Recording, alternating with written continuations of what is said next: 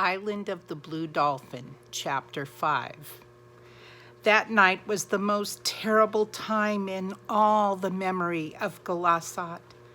When the fateful day had dawned, the tribe numbered 42 men, counting those who were too old to fight. When night came and the women had carried back to the village those who had died on the beach of Coral Cove, after that skirmish with the Aleuts and Captain Orlov, there remained only 15 men. Of course, 7 were old men. There was no woman who had not lost a father, a husband, a brother, or a son. This was devastating.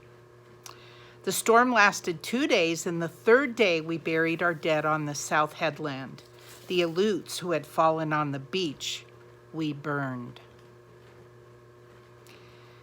For many days after that, the village was quiet. People went out only to gather food and come back to eat in silence. Some wished to leave and go in their canoes to the island called Santa Catalina, which lies far off to the east. But others said that there was little water on that island. In the end, a council was held, and it was decided to stay at Galasat. The council also chose a new chief to take my father's place. His name was Kimki. He was very old, but he had been a good man in his youth and a good hunter. That night he was chosen to be chief. He called everyone together, saying, "Most of those who snared fowl and found fish in the deep water and built canoes are gone. The women who were never asked to do more than stay at home, cook food, and make clothing now must take the place of the men and face the dangers which abound beyond the village. There will be grumbling in Galasat because of this. There will be the shirkers, the people who simply won't do the work. These will be punished, for without the help of all must perish." Kimki portioned the work for each one in the tribe, giving Ulape and me the task of gathering abalones. Those are a fleshy sea animal in a beautiful shell. This shellfish grew on the rocks along the shore and was plentiful. We gathered them at low tide in baskets and carried them to the mesa, where we cut the dark red flesh from the shell and placed it on flat rocks to dry in the sun. Ramo had the task of keeping the abalone safe from the seagulls and especially wild dogs. You see, boys and girls, this is the first time we learn that on the island there are some wild dogs. Dozens of our animals, which had left the village when their owners had died, joined the wild pack that roamed the island. They soon grew as fierce as the wild ones and only came back to the village to steal food. Each day, toward evening, Ulape and I helped Ramo put the abalones in baskets and carry them to the village for safekeeping. During this time, other women were gathering the scarlet apples that grow on the cactus bushes and are called tunas. Fish were caught and many birds were netted. So hard did the women work that we really fared better than before when the hunting was done by the men. Life in the village should have been peaceful, but it was not.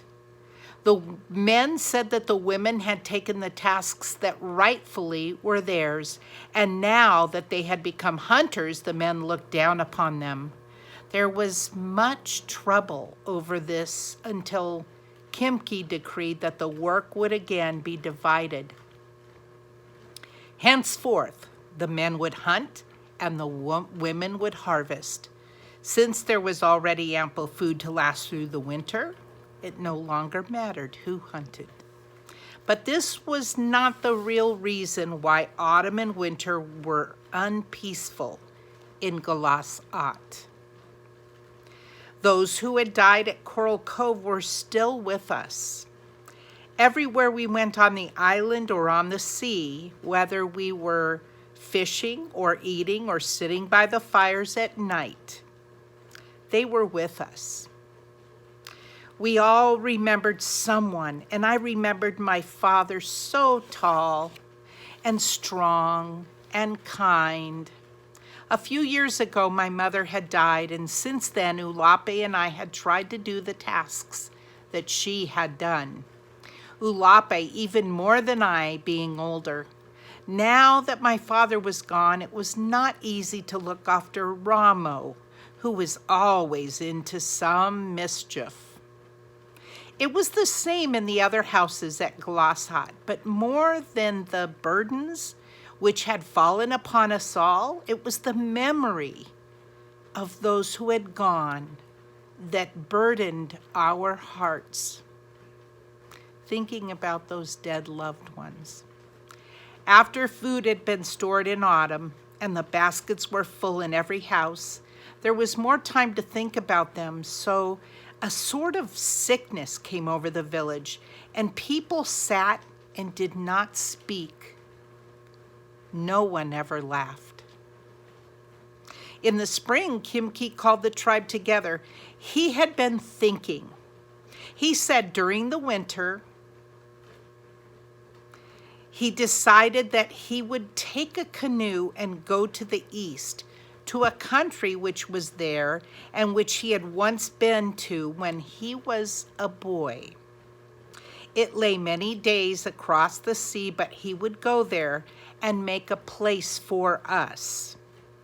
He would go alone because he could not spare more of our men for the voyage, and he would return. The day that Kimki left was fair. We all went to the cove and watched him launch the big canoe. It held 2 baskets of water and enough tunas and dried abalone to last many days. We watched while Kimki paddled through the narrow opening in the rocks. Slowly he went through the kelp beds and into the sea. There he waved to us, and we waved back. The rising sun made a silver trail across the water, and along this trail, he disappeared into the east. The rest of the day, we talked about the journey. Would Kimki ever reach this far country about which nothing was known?